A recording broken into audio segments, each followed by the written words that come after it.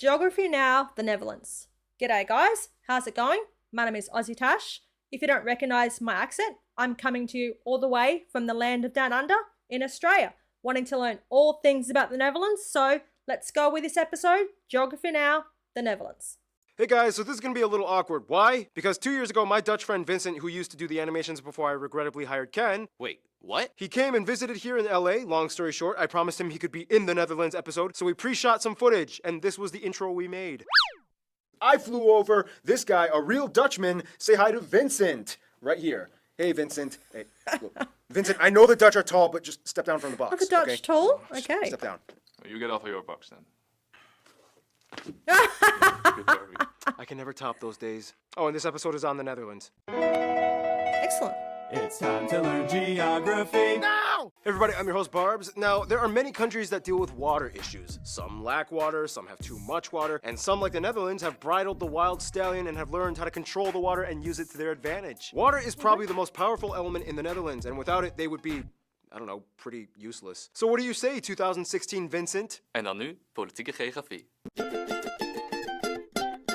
So yeah, stop calling this place Holland. That's just one part of the country, even though their country's national tourism website is called Holland.com. You're not helping us here, Dutchies. Oh, and hey, there's a town called The Hulk. First of all, the country is located in northwestern Europe along the North Sea, bordered by Germany and Belgium. The country is divided into 12 provinces. Here's 2016 Vincent naming all of them for you. They are Limburg, Noord-Holland, Zeeland, Zuid-Holland, Utrecht, Gelderland, Overijssel, Drenthe, Groningen, Friesland, Noord-Holland, and the newest province, Flevoland. Almost all of Flevoland was reclaimed from the Zuiderzee in the 1950s.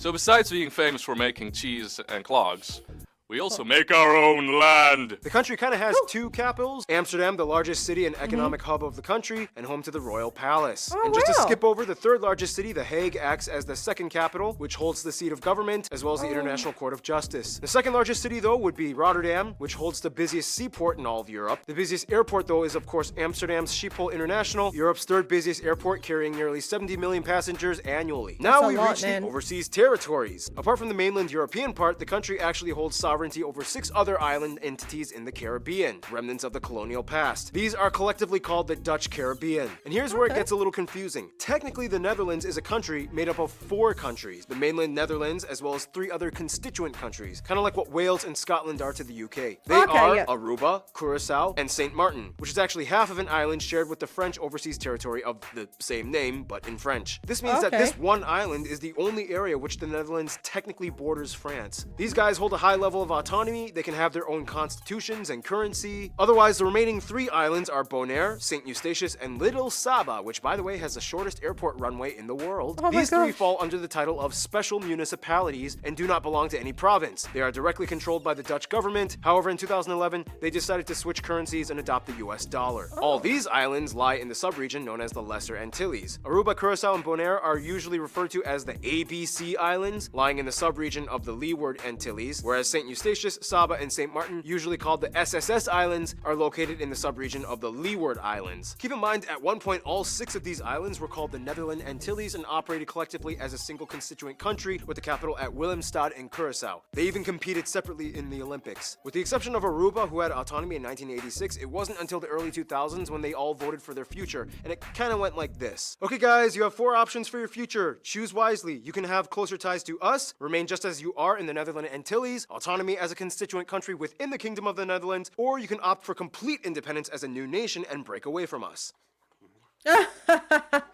We vote for autonomy as constituent countries. Okay. Me too. What the?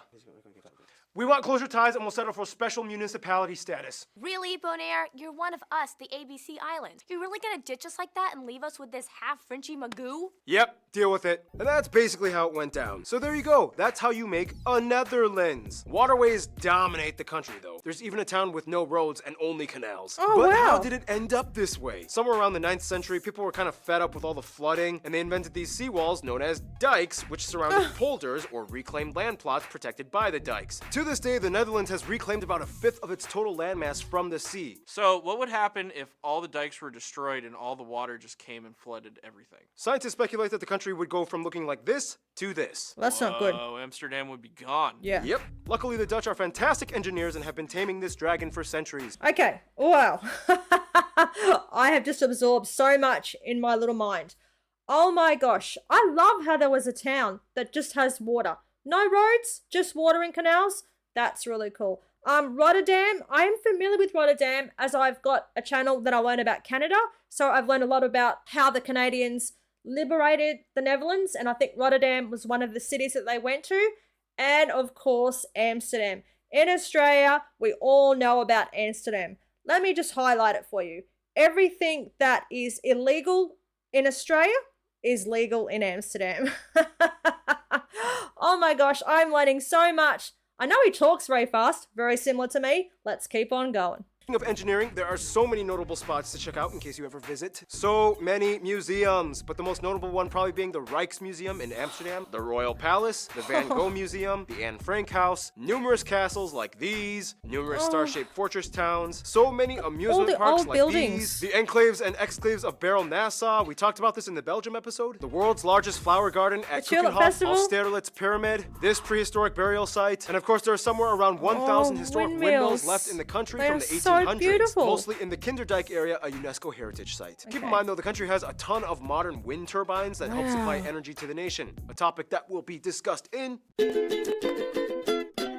Greek philosopher Pythias visited in the 3rd century BC, and he said about this place, more people have died in the struggle against water than in the struggle against men. The Netherlands is really unlike any other country in Europe Look at because in it. order for them to even have physical land, a lot of work has to go into it. For one, the country is the lowest country in Europe, elevation-wise. Over a quarter of the land and a fifth of the population lies below sea level, and about half of the land lies less than a meter above sea level. That the lowest point explains it, actually yeah. being here at Zuidplaspolder, and the highest point of the mainland European part of the country at a small hill called Valseberg, just over 1,000 feet or 322 meters high. However, in the entire kingdom of the Netherlands, the highest point would actually be Mount Scenery, a potentially active volcano on the island of Saba in potentially the Caribbean.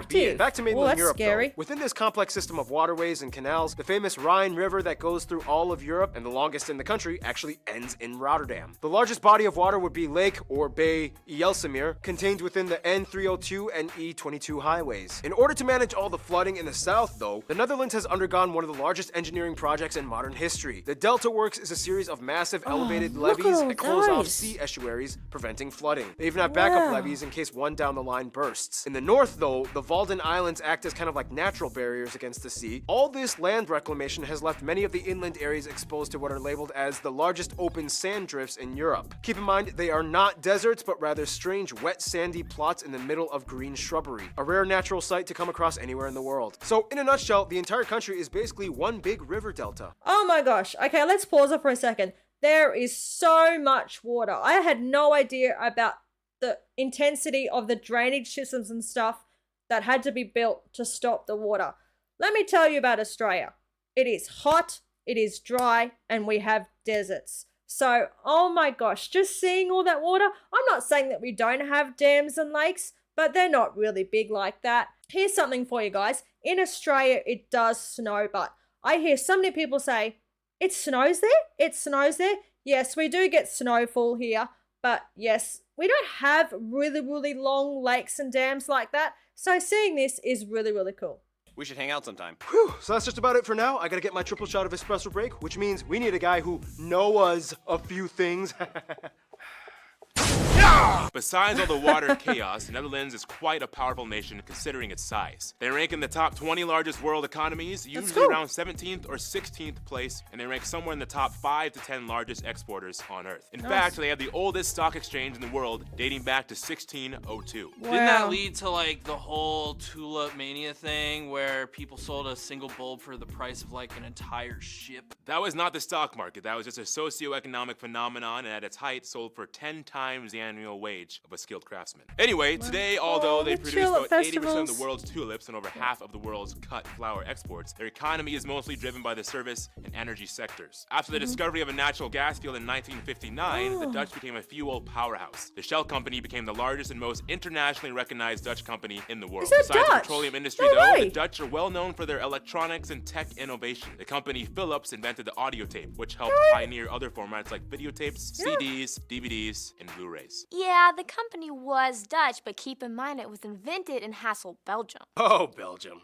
We Okay. love you, but Don't try to take this from us. Otherwise, the Dutch have made great strides towards environmental protection. It's not uncommon to find animal crossing bridges to allow wildlife to cross Animal over highways. crossing Over bridges. 70 mammal species That's exist here, so such as cool. hares, hedgehogs, stoats, and deer. In addition, according to their government website, they produce over 65 billion euros in vegetable, fruit, flour, meat, and dairy products. Speaking of which, the modern orange-colored carrot was originally bred orange here in the Netherlands to Wow. specifically honor the king. Since then, orange carrots are now kind of an international staple. And speaking of which, food! Some top notable dishes Oh, here you we guys, go. Dutch geography suggested we mentioned include things like various types of stamppot, Dutch pancakes with powdered sugar, apple tarts, bitterballen, split pea soup, rookworst, stroop Split waffles. pea soup. So many potato dishes. Brine Oh. herring and smoked eel. Gin was invented here. Sorry, Brits. For breakfast, chocolate sprinkles on toast is common. And the pride and joy of the nation, Gouda cheese. Yep, that's how you pronounce Cheese. it, guys. Oh, Gouda and keep cheese. in mind, they used to be the largest beer exporters in the world, Heineken being their top brand until Yeah. Mexico beat them in 2010. Oh wow, cool. Okay, let's just look at some of the food. Oh my gosh, split pea soups. I love pea and ham soup. It's winter in Australia at the moment, so yeah, we have pea and ham soup all the time. Your cheese, Hauga, is that how it's pronounced? We sell that in Australia. You see it all the time. Potato dishes. I love potato. I love my carbs, so I reckon you've got some really, really mean, yummy potato dishes. Heineken, that's from the Netherlands. I'm pretty sure I knew that, but I don't drink a lot of beer, so I'm not quite too sure. In Australia, I guess you could say our famous beer is VB, Victoria Bitter. But yeah, I'm really loving learning about all things Netherlands, not just the geography, but the political side, the food. Let's keep on going. Also important to note that you will probably find lots of Indonesian and Surinamese dishes like satay or salted cod buns. A little cultural cue that hints towards the colonial past, which brings us to... Here we go. Thank you, Noah. Follow him on Instagram. Yep. Okay, that just happened. Now, in Europe, you have all different types of people that operate with all different customs and ideologies. Here, they have two sayings that kind of sum up how a lot of their country operates. Meten is weten, and gezelligheid kent geen tijd. How is that, Dutchies? Terrible? Good? Well, you're gonna get what I give. Anyway, the country has about 17.5 million people and is the most densely populated nation in Europe. About 77% of the population identifies as Dutch, to whatever extent that may mean, whereas 10% are other Europeans, and the remainder are made up of other people groups, mostly Turks, Indonesians, as well as the Surinamese, and surprisingly, even some Americans. They use the euro as their currency, they use the type C and F plug outlets, and they drive on the right side of the road. Now, we all know Okay. that Dutch is the official language of the Netherlands. However, if you speak English, you should have no problem at all visiting. Netherlands has the highest that's proficiency cool. in English out of any non-English official country in the world. Somewhere around Nice. 9 out of 10 Dutch people claim they can comfortably speak English, and around 94% of the country is in some way Really? bilingual. Geography Anna told me a joke. Many times, Dutch kids will ask their parents, Hey, Mom, Yes, honey. why do we have to learn English, but the British don't have to learn Dutch?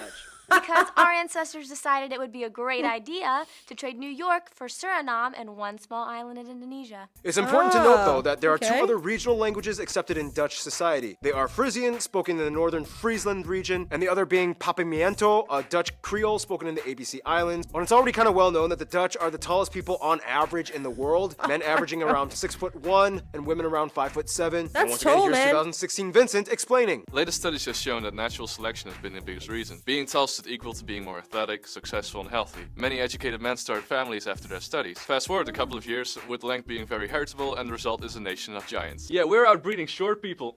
Religion in the Netherlands is interesting because historically they used to be predominantly Christian, mostly Protestant, but today about half the population identifies as unaffiliated, same which as depending on who Australia, you too. ask could be anything from the largest unaffiliated group, agnostics, at about 34%, to the growing number of eiatists at around 28%, which is kind of like a technical term for spiritual but not religious. Otherwise, Islam at about 5% of the population is mostly practiced by Turkish and Indonesian communities. Christianity, although not practiced regularly by most of the people, still plays a heavy cultural role in the Netherlands. Holidays like Christmas, Easter, Pentecost, and Ascension are still celebrated by everyone in a Dutch manner. At one point, they were a vast empire that spanned across every inhabited continent. Australia was at one point called Hey, New Holland, that's New right, we Zealand, were. named after the Zeeland province, Yeah. Tasmania, named after this Dutch guy, New No York way. was once called New Amsterdam, and so on. Otherwise, what is the Dutch way of doing things? Many of you guys, the Dutch geography peeps, have told me there's a Dutch saying, act normal, which is ironic considering that they are almost anything but normal. And here's random Hannah to explain culture stuff. Okay, before random Hannah comes in and explains culture stuff,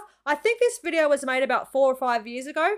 Jump on and leave in your comments. Is the population still the same or has it grown a little bit more? Australia, I think our population is 25 to 27 million. Might be a couple million out, not quite too sure. The Netherlands, I've seen some footage, some pictures of old buildings and museums.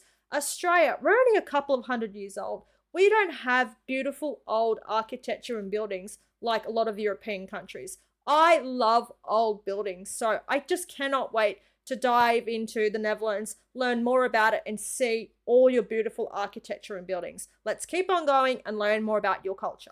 Historically, the Dutch have always kind of had a counter-traditional mindset that shaped the way they developed as a nation. For one, they are one of the few remaining monarchies left in the world, technically a unitary parliamentary constitutional monarchy that limits the royal powers. And the people generally like their king. He even has a holiday to himself, and the entire country wears the national color of orange. Of course, the country is known for being a frontrunner in passing what many in the world see as controversial laws. They were the first country to legalize same-sex marriage. They have regulated legal prostitution, euthanasia, and they have a policy of tolerance toward recreational soft drugs like marijuana. People 18 years or older are allowed up to 5 grams on them, otherwise it's a misdemeanor. They are world-renowned for excelling in field hockey, speed skating, and volleyball teams. Sailing is, of course, one of their longest pastimes. They even have a huge festival once every 5 years called the Sailed Amsterdam Festival. For some reason, it's common for people to give birth in their own homes as opposed to a hospital. About 1/3 of all babies are born this way. What about those clog things? Yes. The Well, in the clogs. past, they actually served a very useful purpose. They were worn by farmers, fishermen, and That makes artisans in the sense. past to protect their feet from nails, fish hooks, and other sharp objects. Today, they are mostly sold as souvenirs, and very few people actually wear them, but they're pretty cool. They Oh, and hurt your hey, Anna, feet. what's up with all those spinny windmill I love the thingy windmills. They're Ah, so yes, beautiful. the iconic symbol of the Netherlands. Yes. Well, many of these historic windmills were actually used to pump out excess water to reclaim the land that they now use for farming, all before electricity. And as for music, Actually, I got this one. Barb said I could have my own segment in the show now instead of just being a one-liner guy. Give him a That's go, right, mate. Keith has Come been on. upgraded, so yeah. well, enjoy it. Music. Here we go. Well, that just happened. Again, I guess everybody has superpowers now. Historically speaking, the Dutch contributed much to the Baroque period at the end of the Renaissance, with numerous composers, organ players, and vocalists rooted in Christianity. Traditional clog dancing was also a cool way to add percussion Wouldn't to your folk feet music in hurt? rural areas. Today, however, even though there are many genres the Dutch enjoy, electronic music reigns supreme. Most of the best well-known DJs in the EDM scene across the world are from the Netherlands. And the Amsterdam Dance Event, ADE, is the world's top and largest electronic Dance music Event. conference. So if you come out here, get ready to get shocked with some musical electricity. Thank you, Keith. And speaking of the development of the Netherlands over time, let's talk about history in the quickest way I can put it. Hamburg and Bronze Age cultures, Iron Age with Celt and Germanic groups, Gallic Wars, the Romans come in, Frankish kingdoms, Charlemagne, blah blah blah. Friesland once had a Viking ruler, Lotharingia, Holy Roman Empire, confusing Burgundian and Spanish Habsburg and city-states, the Spanish takeover, Dutch revolt, 80 years of war against Spain, this dude is a hero, Golden Age and stock market, Dutch East India Company, exploring years, Dutch Empire, Napoleon drama, Belgium breaks away, Luxembourg breaks away, World War I, relatively neutral, World War II, attacked by Germans, not neutral, decolonialism after the war, mining golden age, founding co-members of the European coal and steel community, which would later become the EU, government encourages over 500,000 people to move out, Euro adopted, and here we are today. Some notable people you guys, the Dutch geography people suggest we mention, might include people like William of Orange, the first king, Michael de Ruyter, possibly the most famous painters, Vincent van Gogh and Rembrandt, Antony van Leeuwenhoek, Willem Barents, Abel Tasman, Anne Abel Frank, Tasman. Max Verstappen, Glennis Grace, Dick Bruna, these soccer players, these skaters, and of course the royal family. And of course there's so many others I could have mentioned. Of course I butchered all the pronunciations, but we're really running out of time and we gotta finish this marathon. So without further ado, let's see who the Netherlands hangs out with. Wow, wasn't there a lot to take in then? I don't really know a lot about the Netherlands and the royal family. Obviously, it's not under the British monarch, of course. We're under the British monarch here in Australia, so we've just welcomed the coronation of King Charles III. You guys, you have your own unique sort of music scene. AMD, was it? Not really familiar with that, but looks like you have one of the biggest electronics dance festivals in the world. Gonna have to look more into that. Some of the people mentioned, some of the historians, Abel Tasman, I know he discovered Tasmania, and also the Dutch. I think they were the first to come across Australia. They didn't colonize it like the British, but they did have a fleet or a boat that come over to Australia way, way, way back in the day, 200 years ago. But yes, I'm really loving this video, learning so much about the Netherlands, the geography, the politics, the culture, the heritage, the architecture, everything. This is such a really, really good starter video to learn about the Netherlands. I'm absolutely loving it. Now, there's a reason why it's called going Dutch when paying for a meal. The Netherlands likes to share. Systematic and mathematically equivalent to what is owed to each based on the merit they've earned. First of all, pretty much all the former colonies have some kind of amicable relation to the Netherlands. The Afrikaans language in South Africa is basically just an Africanized version of Dutch. Tons of Surinamese and Indonesians have been migrating to the Netherlands for decades. Otherwise, the USA and Canada are very close friends as well. During World War II, the royal family actually took refuge in Canada, and Canada actually quickly changed the law in which the hospital was temporarily considered extraterritorial so that the princess could be born Dutch. To this day, the Netherlands sends tons of flowers every year in gratitude. For the US, the two go way back all the way to New Amsterdam before it was New York. The Dutch have immigrated to the US for centuries. 5 American presidents have been of Dutch descent. They are each other's third largest direct foreign investors. They are both charter members of NATO since 1949. And overall, in most global affairs, the two usually work together as close allies. With Germany, it's like a funny love-hate relationship. Like the two share so much historically, both being under the same influences like the Western Roman Empire, the Franks, and even their first king, William of Orange, belonged to a German royal house. Then again, World War II was kind of like a jerk move, and the Dutch never really forgot about it. But nonetheless, they've moved on, and today things are fine. Germany is their largest trading partner, both in imports and exports. Many Germans and Dutch cross over and visit, study, live, and have families with each other's countries. When it comes to their best friend, however, almost every single Dutch person I have talked to has said their little brother they love picking fun on and calling stupid, Belgium. Or at least specifically the northern Flanders region of Belgium, where the Dutch speakers are. And many see the Flanders region as just an extension of the Dutch realm. The royal families love each other. King William Alexander even bestowed the Knight Grand Cross to King Philip and his wife. Flemish and Dutch people have been intermarrying and cooperating side by side since the beginning. And even after Belgium's independence, they've still clung on as the only 2 Dutch official speaking nations in Europe. And even then, Belgium is only half Dutch speaking, so they really can't afford to sever ties. In conclusion, the lowest nation in Europe with the tallest people on earth, and with centuries of discovery, invention, innovation, and tradition, it's no wonder why the Dutch say they keep their heads above water. Wow, that was a lot for me to take in, but I absolutely loved learning about it. Oh my gosh, the Netherlands, a beautiful country, so much history to learn about. I'm really looking forward to learning about the Netherlands. The one thing that I do know is the relationship between Canada and the Netherlands is very, very strong and beautiful. Dates back all the way to World War II, when Canada went over and liberated the Netherlands from the Nazis. And ever since then, they've got this bond. They've formed this bond. I learn about Canada on my YouTube channel, Aussie Tash Reacts. Go and check it out. But yes, that's what got me intrigued and wanting to learn about the Netherlands, just seeing all the beautiful footage from the Netherlands. So yes, guys, I am all in. I cannot wait to learn all things about the Netherlands. That was the video for today. If you enjoyed it, please jump on, smash the like button, leave a comment, leave a suggestion on things that I can learn about, and don't forget to subscribe. That really helps me out. Cheers from down under. Take care. Bye.